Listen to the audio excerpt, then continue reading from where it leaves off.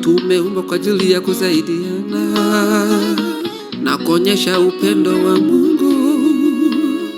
Mayatima wasiachwe nyuma, wenye huzuni wapate tumaini. With God we can do it. Mpenzi mtazamaji wa Wifi God Weekend TV, leo tunapatikana mashariki mwa Jamhuri ya Kidemokrasia ya Kongo, ambapo leo tumemtembelea mmoja kati ya wanasanaa wa hapa tarafani Uvira, na mtakwenda kumsikia mwenyewe akijeleza mengi zaidi. Hujambo? Si jambo. Unaweza kujitambulisha, unaitwa nani? Kwa majina naitwa Simba Lambert. Simba Lambert, wewe ni kati ya waigizaji hapa jijini Uvira. Tuambie, kazi hiyo umeanza namna gani? Kazi yangu ya filamu nimeanza mwaka 2010 mwezi wa 7 hivi. Maana nilikuwa ni kipindi cha mapumziko ya shule. Nikaanzia kwenye Nouvelle Vision de comédie, ilikuwa ya ba kidigidigi mpalwe wa Matanda. Lakini pale sikubahatika kufanya kazi muhimu, nikatoka pale na kuanza kazi yangu kwenye kundi ambalo lilikuwa naitwa Etoile de Triomphe mwaka 2013. Nikaanza napo pale, tukafanya movie mbili. Katika ile movie nilishoot movie moja tu. Mwisho siku tukavurugana kama tunavyojua vijana. Mwaka 2015 hatukufanya kazi mpaka mwaka 2016. Mwaka 2017 nikafanya na Belle Etoile. Kulikuwa director anaitwa Saddam, akaniitisha pale. Kulikuwa na kazi ya kumfanyia deputy fulani hivi anaitwa Jagere. Nikaandika script, nikaandika story, baada andika story mimi nikaandika script miswada. Mwisho siku ile story ikapendwa na wakasema inapita, ni muhimu sana, inabidi ifanywe kazi. Kulikuwa na director fulani anaitwa Fabrice, wakafanya kazi inaitwa Ahadi Mbovu. Ila Ahadi Mbovu kipindi kile, mtu ambaye kwa vijana, mtu ambaye alikuwa na simu kwenye kundi letu ilikuwa ni mimi, simu kubwa. Tukafanya kazi, lakini kazi haikupendwa sana, ikuiti sana, lakini ikani-inspire kurudilia kwenye kazi ya sanaa. Maana nilikuwa nishaiacha kazi ya sanaa, nikarudilia kazi ya sanaa. Nikakutana na Bema Charles kwenye C Company, nikashoot naye video. Ilikuwa ni matangazo ya kampuni fulani hivi ya South Africa. Tulipofanya matangazo ya hivyo, mwisho wa siku tukajikuta kwenye yale matangazo unakwambia mtu anatoka kwenye kitu kidogo. Nikatoka, nikashuti Belle Etoile, tukavurugana, lakini tukaamua tena kuirudisha. Nikakuwa director ambaye sina kabisa mashahidi makubwa sana. Mwaka 2018 nikashuti movie inaitwa Black Picnic. Nilikuwa movie yangu ya kwanza kudirect. Nilivyoshuti Black Picnic kweli nikapata jina na nikaamua nikasafiri. Nikasafiri South Africa. Kufika South Africa nikasoma masomo ya sanaa. Nilisota sana. Mwisho wa siku nikakutana na brother wangu ambaye anaitwa Kalitumba David, Malawi. Tukajifunza pale sanaa na tukaanza kufanya kazi. Hiyo ndio historia fupi. Malawi ndio ilinifanya sasa mimi, kusema kweli, msao kwao ni mtumwa, lakini Malawi ndio kulinifanya mimi nijulikane sana kwenye Tanzania sana ya movie. Kwa kweli tumekuelewa vizuri sana, tumekusikia kwa unapenda sana kazi ya sanaa. Na hii kazi ya sanaa kipindi ulipoanza, je, wazazi wako walikubali ufanye kazi hii ya sanaa na hadi sasa unafanya sanaa au tayari umesha step?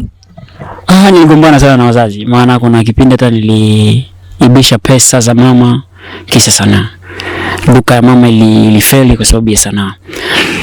Kwa sasa hivi naendelea kwenye sanaa, maana sanaa ndio mimi naichukua kama mke, mtoto. Watoto wapo, lakini sanaa naichukua kama kila kitu, my everything, kwa kila kitu. Napenda sana sanaa ya maigizo na nitaendelea kuipenda mpaka kufa, maana sijawahi kuona mtu ambaye atanikataza kuingia kwenye kazi ya sanaa. Na ikiwa mmoja wapo wa sanaa, tuambie huwa uko katika kundi gani? Kwa sasa hivi sina kundi, lakini nina kampuni ya uzalishaji wa movie, nina kampuni ya production na inaitwa TSL Entertainment Production. Inazalisha movie kwa vijana wote. Kwa vijana wote, sio comedy, sio mauzuri, sio nini, sio serious, wote wanakaribishwa. Na katika hii sanaa ya hapa nyumbani, huwa unaona kuwa inaendelea namna gani? Je, filamu za hapa nyumbani huwa watu wanazifuatilia sana au wanazitazama sana? Kwa maana kama wako unaona namna gani? Filamu za hapa nyumbani zinafeli pale ambapo tunakosa promotion. wasanii wengi ama waigizaji wengi wanashindwa, kampuni nyingi za uzalishaji wa movie zinashindwa kutengeneza promotion ambayo ni nzuri. Unajikuta unatoa movie lakini hauna matangazo. Movie wengine wanaichukulia hapa ni business ya kusema nipate mademu nipate mademu nijulikane, huyu anijue, lakini wengine tunachukulia kazi, maana ndio inatufanya watoto zetu wanakula, wake zetu wanakula, wapenzi nini. Sasa hapa tunakosa matangazo. Sasa biashara inaenda na matangazo. Sasa ukikosa matangazo biashara haiwezi enda. Yeah. Na matangazo mnayakosa namna gani? Na ikiwa nyinyi mwenye sanaa huwa mnajua mambo mengi sana kupitia sanaa, mnajua namna gani za kufanya matangazo ili mkapata wasponsor ambao wanaweza wakawaunga mkono katika hili? Media za nyumbani kwanza zinatutupa. Unajua media za nyumbani bado zingine zinategemea zikienda kumuona msanii wapate $5. Hawajakuwa na media ambazo zile zitasema kama ni production, ni mtu wa production amepita, acha media zimfuate.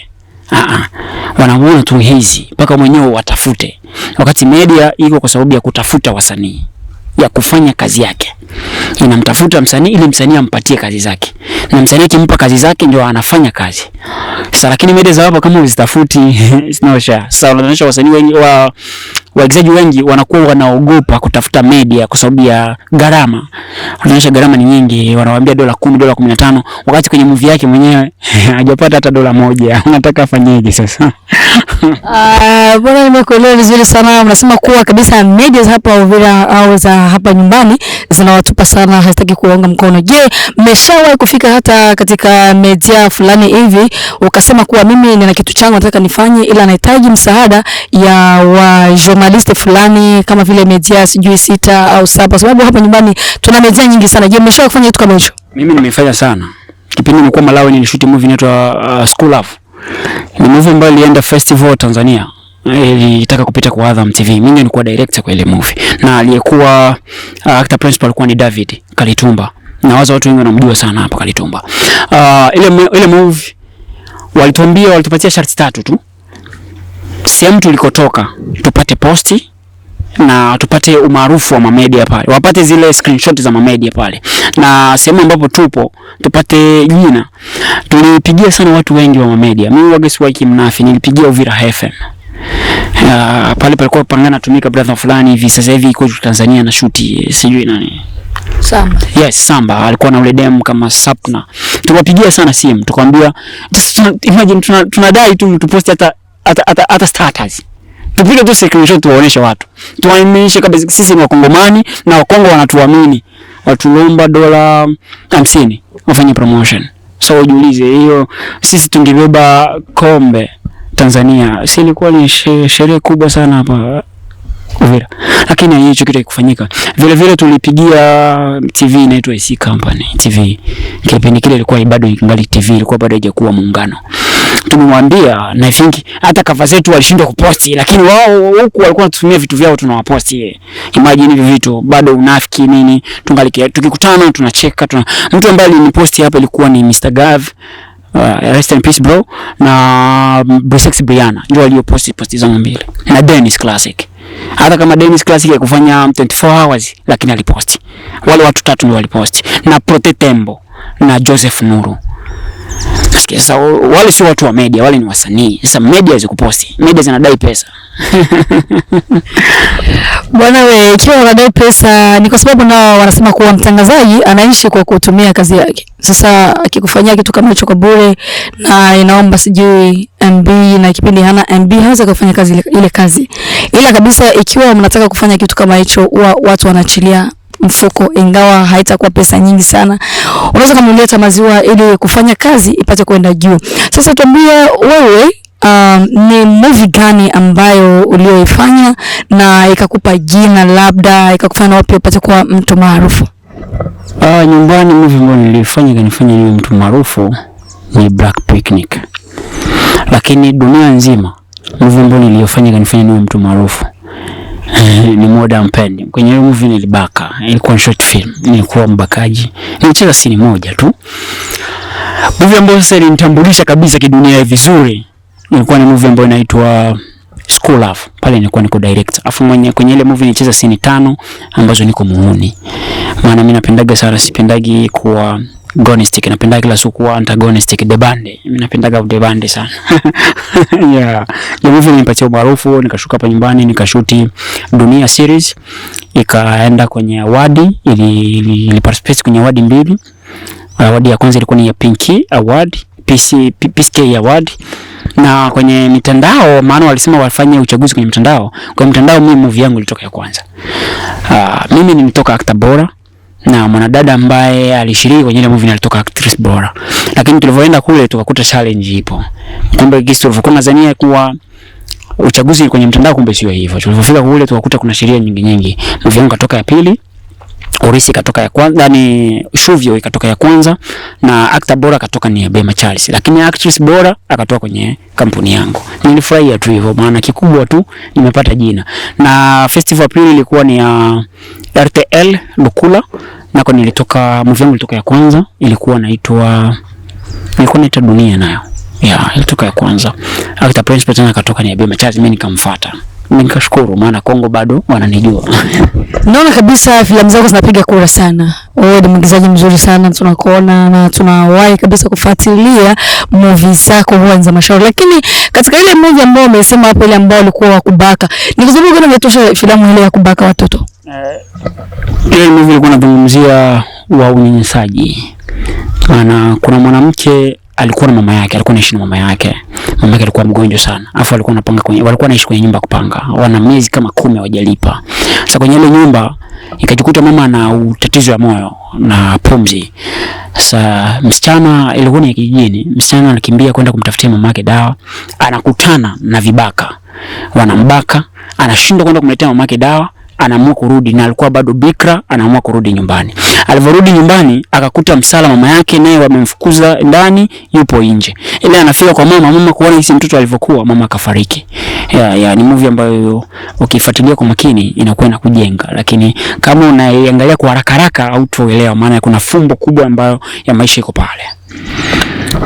Vizuri sana Bwana DJ, tunakushukuru sana. Katika siku leo kabisa tumepata kujua mengi zaidi ambayo watu wengi walikuwa hawajui kuhusu sanaa ya nyumbani, na mmekwenda kabisa kumsikia mwenyewe amekwenda kujeleza kuhusu sanaa ya nyumbani iko chini sana. Watu wengi huwa wanapenda sana maseri, wanapenda filamu za wa Nigeria kuliko kupenda sanaa yao ya hapa nyumbani. Kwa hiyo Bwana DJ, unaweza kuwashauria kipi watu ambao kwa sasa seri ambazo zimeshavuma sana inakuwa ni za Tanzania, inakuwa ni wale wa Nigeria, inakuwa ni wale wa nje, lakini za hapa nyumbani huwa kabisa wanazikandamiza zaidi. Unakuwa hicho kitu kinatokana nini?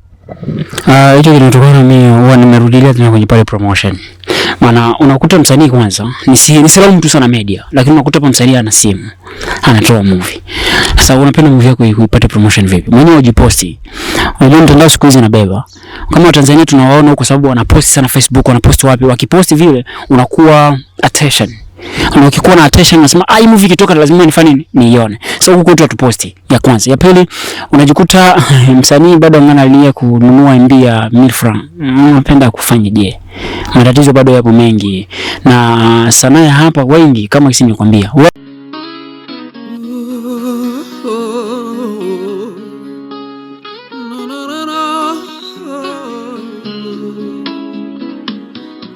Tumeumbwa kwa ajili ya kusaidiana na kuonyesha upendo wa Mungu. Mayatima wasiachwe nyuma, wenye huzuni wapate tumaini. With God we can do